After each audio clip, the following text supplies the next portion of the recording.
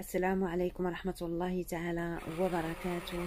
أول مرة في القناة ديالي، إن شاء الله غادي نديرو واحد التحدي مع قناة عالم أمي اللي تتقطن هي كذلك فرنسا. عندنا 10 أورو. هاد 10 أورو خاصنا نتحداو الغلاء اللي كاين ونعملو بها واحد الغداء ولا واحد العشاء اللي تيكون متكامل. ولا بغيتو تعرفوا النتيجة ديال هذا التحدي تابعونا. هي القناة ديال عالم أمي مغنوية اللي كتقطن كذلك فرنسا، اللي كتنتمي إلى مدينة مغنية، الحدود مع المغرب قرب مدينة وجدة. كنتمنى باش غادي تمشيو كذلك تزوروا القناة ديالها وتشوفوا الفيديو ديال التحدي اللي دايره انا وياها. غادي تلقاو الرابط في صندوق الوصف. وفرجة ممتعة.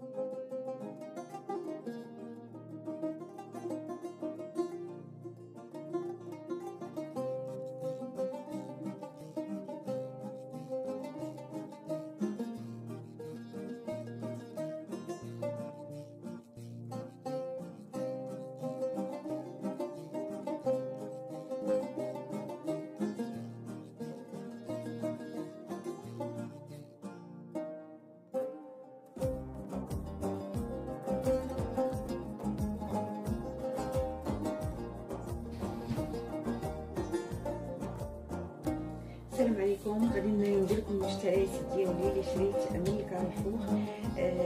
شريتهم ب 10 أورو و5 سنتيم. غادي نقول لكم المشتريات ديالي كاملين وغادي تشوفوا اش شريت 4 ب 4 أورو 22. هاد الميلونج بوبايا، يعني خليط ديال الحوت، وفيه 3 الانواع تاع الحوت ولا 4، يعني فيه نص كيلو. فيه خاصني كثر ولكن البيجي ما يسمحش، يعني شريت غير نص كيلو كيدير 4 أورو و22 سنتيم. كذلك شريت هاد الدجاج، فيه 2 فخوذه تاع الدجاج حتى هو من كاريفور، مكتوب فيها وهنا حلال فخذ الدجاج وهنا حلال. شريته بأورو و19. كذلك شريت 2 فلفلات، هما 2، وحده خضراء وحده حمراء، مكتوبه فيهم هنايا 0.99 سنتيم، يعني 99 سنتيم باش شريتهم. كذلك شريت 1 كيلو تاع الروز. هذا الروز كيدير 78 سنتيم، انا نحتاج غير النص ولكن ما كاينش النص، يعني شريت الكيلو. كذلك شريت هذا البرتقال او الليمون او التشينه كما كيقولوا له في المغرب، يعني 99 سنتيم الكيلو. شريت الكيلو. كذلك شريت هذا لا بيغي ديال مطيشه، يعني مطيشه مطحونه، شريتها ب 49 سنتيم. كذلك شريت هنا واحد البصله 34 سنتيم، كدير 2 أورو و55 الكيلو. هادشي كامل شريته من كاريفور، يعني شريته ب 9 أورو، المجموع كامل 9 أورو. بقات لي أورو حيت القزبر في الكارفور غالي بزاف، كيدير أورو زياده. انا شريته ب50 سنتيم من واحد الحانوت حدانا. كذلك شريت هذا البنان ب55 سنتيم. شريت 3 الحبات باش ندير به الديسير، يعني 3 الحبات يعني ب55 سنتيم. هي 55 سنتيم، المجموع كامل 10 أورو و5 سنتيمات، يعني زايده على البيجي ب5 سنتيم على 10 أورو. اليوم غادي نقدموا بايا اسبانيول بنكهه مغربيه. غنحتاج لها واحد 2 فلفلات، وحده حمراء وحده خضراء، شويه القزبر، 4 الفصوص ديال الثوم، وعندي هنا واحد البصله. كذلك عندي هنايا الروز، اي رز كان عندكم تقدروا تستعملوه، الا الرز اللي كنديروه بالحليب، يعني الديسير اللي كيتعجن اللي كيطيب. كذلك عندي هنايا الحوت، انا عندي هنا نص كيلو، نتوما على حسب الامكانيات وكذلك على حساب افراد الاسره. عندي هنا نص كيلو، فيه الكالامار وفيه بوزروك، وكذلك بوزروك او بلح البحر، كذلك الكروفيت او الجمبري. هنا نص كيلو كان مخلط، انا فرقته على حساب كل طهي كل واحد. كذلك عندي هنايا جوج فخوده ديال الدجاج، غسلتهم بالماء والملح ومنقداهم في الحامض. غادي نقطعهم، وانتم اللي كان عندكم صدر الدجاج كيكون احسن، يعني كيكون ما فيش العظم. كذلك عندي هنا صلصه مطيشه، صوص طوماط. بناحيه العطريه هنا عندي هنا زيت الزيتون، ولا كان عندكم زيت الزيتون تقدروا تستعملوا زيت المائده. عندي هنا واحد الضمه ديال البنه، وكذلك هي اختياريه، نقدروا ما تستعملوهاش، نديروا غير الماء. كذلك عندي هنا الملح، عندي الكركم، عندي سكينجبير، الفلفل الاحمر الحلو، وكذلك عندي الفلفل الاسود او الابزار. اليكم طريقه التحضير، بقوا معايا نمشيو نحضروا هذه الباهيه. غادي نغسل الرز بالماء، كذلك غادي نخليه مرقد في هذا الماء حتى نبغي نطيب.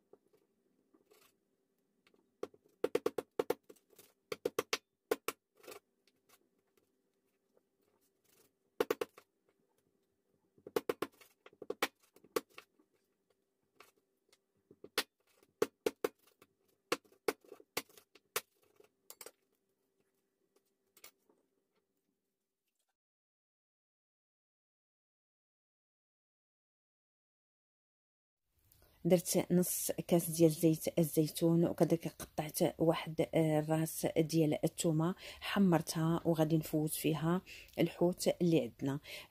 بما ان الحوت تقريبا كله طيب، غادي نفوتو تقريبا 2 دقائق لكل نوع من الحوت، وفي الاخر غادي نزيدو على الرز.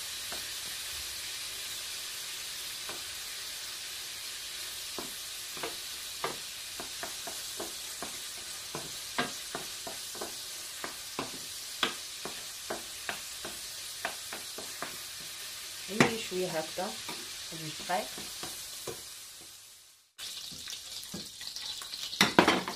كذلك الكالامار فهو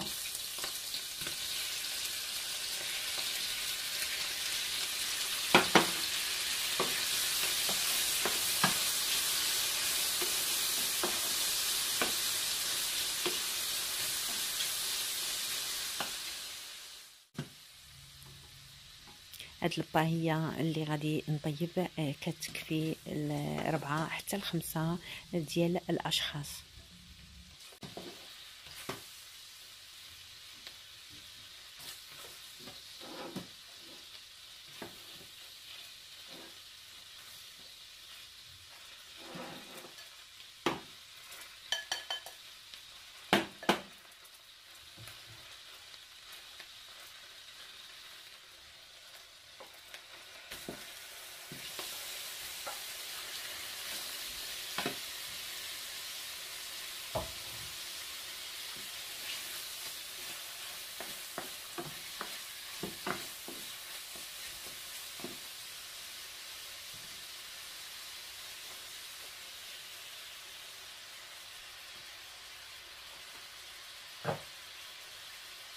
في الزيت حيت لقيتها ما بقاتش.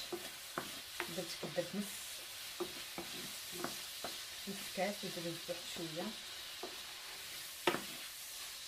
يعني حتى هي كتاخد الرز كيبغي الزيت.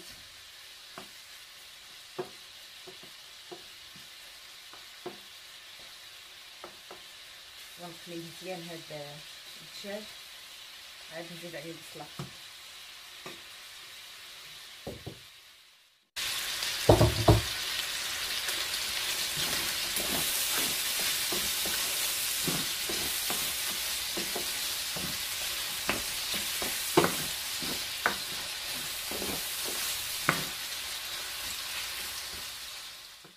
غنزيد كذلك الفلفله،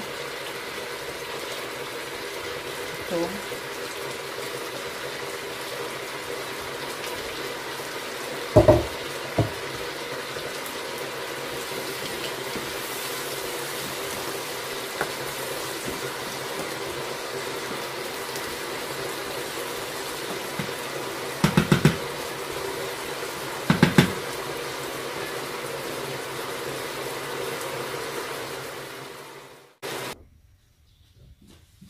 غادي نزيد عليه الرز حتى هو غادي نقليه واحد شويه.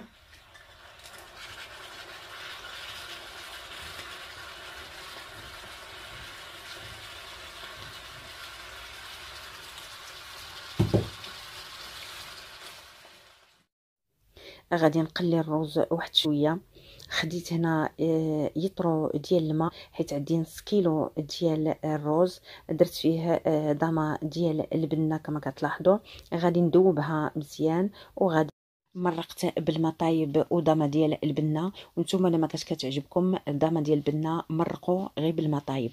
وزدت العطريه، ملعقه ونصف صغار تاع الكركم، ملعقه صغيره تاع السكنجبير، وملعقه صغيره الفلفل الاحمر الحلو، نصف ملعقه الفلفل الاسود او الابصار، الملح حسب الذوق، والطماطم انا زدت هنايا علبه ديال 500 غرام، وهي في الاصل باي اسبانيولا كتكون الروز كيكون صفر.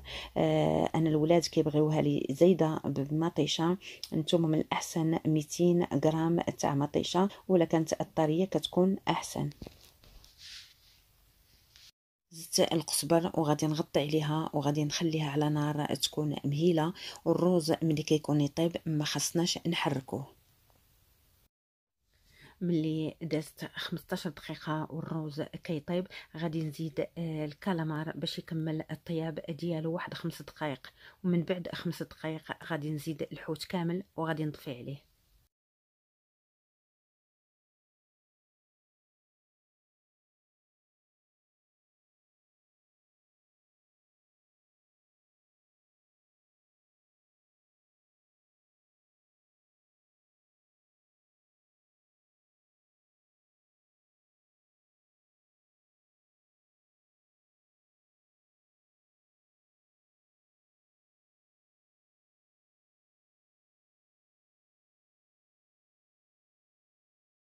عندي كيلو ديال البرتقال ونص كيلو ديال البنان، غادي نحاول باش غادي ندير به عصير وكذلك الديسير. خليكم مع الصور.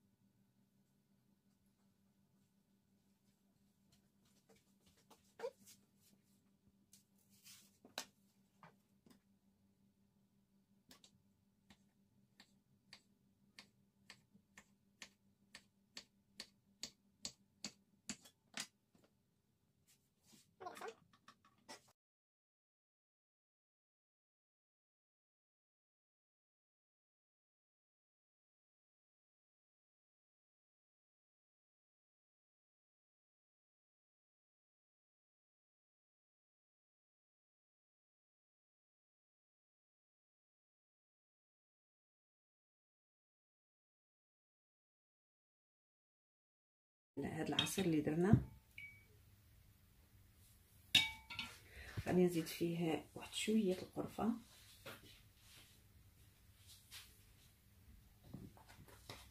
واحد شويه، كذلك واحد شويه ديال السكر.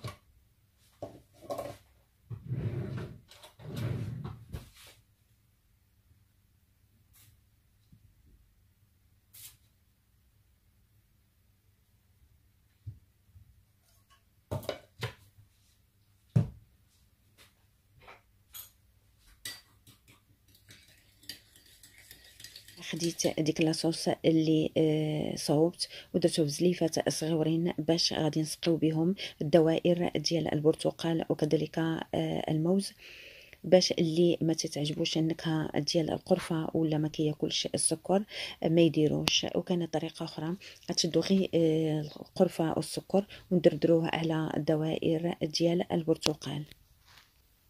خديت عصير ديال البرتقال وزدت عليه كاس ديال الماء، غادي نزيد عليه الموز وغادي نطحنو نخليكم مع الصوان.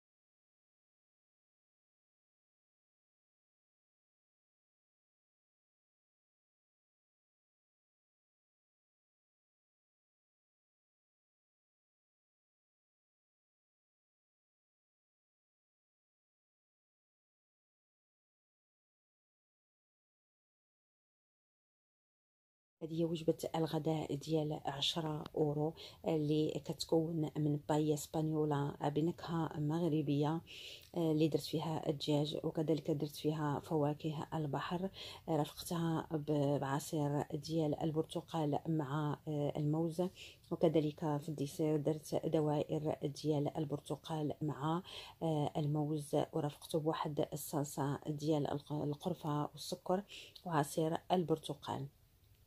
كنتمنى باش هاد الوصفه ديال 10 أورو تكون متكامله وتعجبكم، ولا عجبتكم ما تنساوش باش ديروا لي جيم وتبارطاجيو مع الاصدقاء ديالكم وديروا لي تعاليق زوينه ديالكم. الا كنتوا اول مره كتشوفوا فيديو ديال التحدي كنقول لكم مرحبا بكم، وما تنساوش الاشتراك وكذلك اللايكات. البنات تمشيو عند قناه عالم امي اللي غادي تلقاو الرابط في صندوق الوصف وتشوفوا الفيديو ديال التحدي ديالها، وشكرا.